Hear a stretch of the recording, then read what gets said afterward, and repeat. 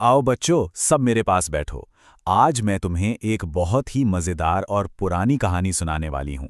ये कहानी है हमारे देश के सबसे सबसे महान संगीतकार तानसेन की। तो चलो कान लगाकर सुनो।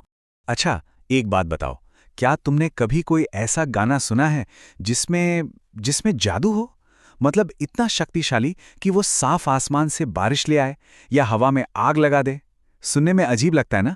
पर हमारी आज की कहानी एक ऐसे ही संगीतकार की है जिनके सुरों में सचमुच का जादू था। तो कहानी शुरू होती है बहुत बहुत साल पहले, ग्वालियर के पास एक छोटे से गांव से।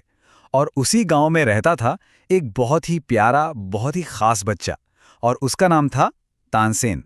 हाँ, तो ये जो तानसेन थे ना, अपने मम्मी पापा के इकलौते बेटे थे। और शरारती, अरे इतने शरारती कि क्या बताऊं।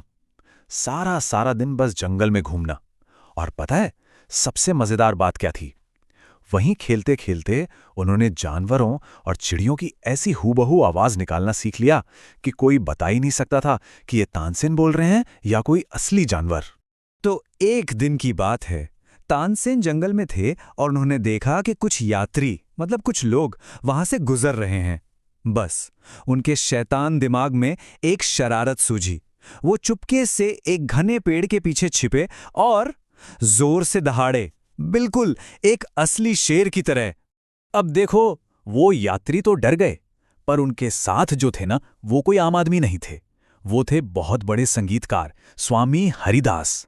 वो तानसेन की दहाड़ सुनकर डरे नहीं, बल्कि हैरान रह गए। उन्होंने फौरन पहचान लिया कि इस बच्चे की आवाज में तो कोई खास बात है। उन्हें गुस्सा तो बिल्कुल नहीं आया, बल्कि वो तानसेन के पिताजी के पास गए और बोले, देखिए, आपका बेटा है तो बहुत नटखट, पर वो बहुत प्रतिभाशाली भी है। मुझे लगता है मैं उसे एक बहुत बड़ा गायक बना सकता हूं। और बस वो दिन था जब तानसेन की पूरी जिंदगी बदलने वाली थी। उनकी जो ये कमाल की प्रतिभा थी ना, अब उसे तराशने का, उसे और भी निखारने का वक्त आ गया था। तो हुआ ये कि तानसेन जब सिर्फ 10 साल के थे, स्वामी हरिदास के साथ संगीत सीखने चले गए। और 1-2 साल नहीं, पूरे 11 साल तक उन्होंने संगीत सीखा। इसके बाद वो ग्वालियर आए, जहां वो एक संत मोहम्मद गौस से मिले। और यहीं पर उनकी मुलाकात हुई हुसैनी से, जो खुद एक बहुत अच्छी संगीतकार थीं। दोनों ने शादी कर ली और उनके 5 बच्चे हुए।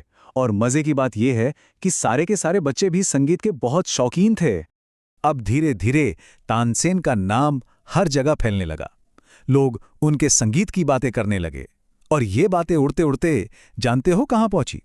सीधे उस वक्त के बादशाह सम्राट अकबर के कानों तक। और सम्राट अकबर तो तानसेन के संगीत के मानो दीवाने ही हो गए। उन्होंने फौरन तानसेन को अपने दरबार का गायक बना लिया। और पता है, अकबर को उनका गाना इतना पसंद था कि उनका जब मन करता, चाहे दिन हो या आधी रात, वो तानसेन को गाने के लिए बुला लेते थे। अरे कभी कभी तो वो खुद चुपके से तानसेन के घर पहुंच जाते थे, सिर्फ ये सुनने के लिए कि वो अभ्यास कैसे करते हैं। लेकिन देखो बच्चों, कहानी में हमेशा सब कुछ अच्छा अच्छा नहीं होता। जब किसी को इतनी शोहरत मिलती है तो कुछ लोग उससे जलने भी लगते हैं। दरबार में भी कुछ लोग थे जिन्हें तानसेन की ये कामयाबी बिल्कुल पसंद नहीं आ रही थी। वो उनसे जलने लगे और उन्हें नीचा दिखाने के रास्ते सोचने लगे। और अब हमारी कहानी में एक बहुत ही खतरनाक मोड़ आने वाला था। उन जलने वाले लोगों ने मिलकर तानसेन को रास्ते से हटाने के लिए एक बहुत ही डरावनी साजिश रची। उन्होंने सोचा क्यों ना तानसेन से राग दीपक गवाया जाए। अब ये राग दीपक कोई आम राग नहीं था। ऐसा कहा जाता था कि अगर इस राग को सही तरीके से गाया जाए तो हवा इतनी इतनी गर्म हो जाती है कि आसपास आग लग जाती है। और जो गायक होता है वो खुद उस आग में जलकर राख हो जाता है। तो उन चालाक दरबारियों ने जाकर सम्राट अकबर के कान भर दिए। उन्होंने कहा कि तानसेन से राग दीपक सुनना चाहते हैं। अब तानसेन तो जानते थे कि ये कितना खतरनाक है। वो मन ही मन बहुत डर गए, पर बादशाह का हुक्म था, उसे भला वो कैसे मना कर सकते थे। मगर तानसेन बहुत समझदार थे। उन्होंने हार नहीं मानी, बल्कि एक उपाय सोचा। उन्होंने अपनी बेटी, जिसका नाम सरस्वती था, और उसकी एक सहेली रूपवती को राग मेघ सिखाना शुरू किया। राग मेघ यानी बारिश का राग। उन्होंने दोनों लड़कियों को अच्छे से तैयार किया और समझाया, देखो, जिस पल मेरे गाने से दिए जल उठें, उसी पल तुम दोनों राग में गाना शुरू कर देना। आखिरकार वो दिन आ ही गया। तानसेन को सुनने के लिए पूरा का पूरा शहर इकट्ठा हो गया था। हर कोई ये देखने आया था कि आज क्या होने वाला है। सब लोग अपनी सांसें रोके बैठे थे। चारों तरफ एक अजीब सी शांति थी। तानसेन ने गाना शुरू किया और जैसे जैसे उनके सुर ऊंचे होते गए, सच में जादू होने लगा। हवा गर्म होने लगी, पेड़ों के पत्ते सूख कर झड़ने लगे, आसमान में जो पक्षी उड़ रहे थे वो गर्मी से बेहाल होकर नीचे गिरने लगे, नदियों का पानी उबलने लगा और फिर अचानक दरबार में रखे सारे दिए खुद ब खुद जल उठे।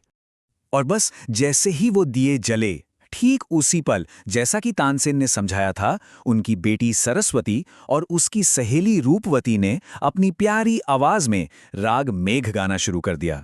और फिर देखो कमाल, उनकी तरकीब काम कर गई। देखते ही देखते आसमान में काले काले बादल घेर आए और झमाझम बारिश होने लगी। उस बारिश ने राग दीपक की आग को शांत कर दिया और इस तरह हमारे प्यारे तानसेन की जान बच गई। इस घटना के बाद तो तानसेन सिर्फ एक महान संगीतकार नहीं रहे, वो एक कहानी बन गए। एक ऐसी कहानी जिसे लोग आज भी सुनाते हैं और हमेशा याद रखेंगे। जब बादशाह अकबर को पूरी सच्चाई का पता चला तो उन्हें बहुत अफसोस हुआ। उन्हें दुख हुआ कि उनकी वजह से तानसेन की जान खतरे में पड़ गई। उन्होंने फौरन तानसेन के उन सभी दुश्मनों को सजा दी। कुछ समय बाद तानसेन पूरी तरह से ठीक हो गए और फिर वो अपनी मृत्यु तक, यानी 1585 तक, अकबर के दरबार की शान बने रहे। इस दौरान उन्होंने कई और नए बहुत ही खूबसूरत राग बनाए जिन्हें लोग आज भी गाते और सुनते हैं। लेकिन एक सवाल है, जब कोई इतना बड़ा कलाकार इस दुनिया से चला जाता है तो क्या उसकी यादें और उसकी कला भी खत्म हो जाती हैं? बिल्कुल नहीं। आज भी ग्वालियर में तानसेन का मकबरा है और वो जगह संगीतकारों के लिए एक मंदिर जैसी है। और यही तो इस कहानी की सबसे अच्छी बात है बच्चों, कि सच्चे कलाकार और उनका संगीत कभी नहीं मरते।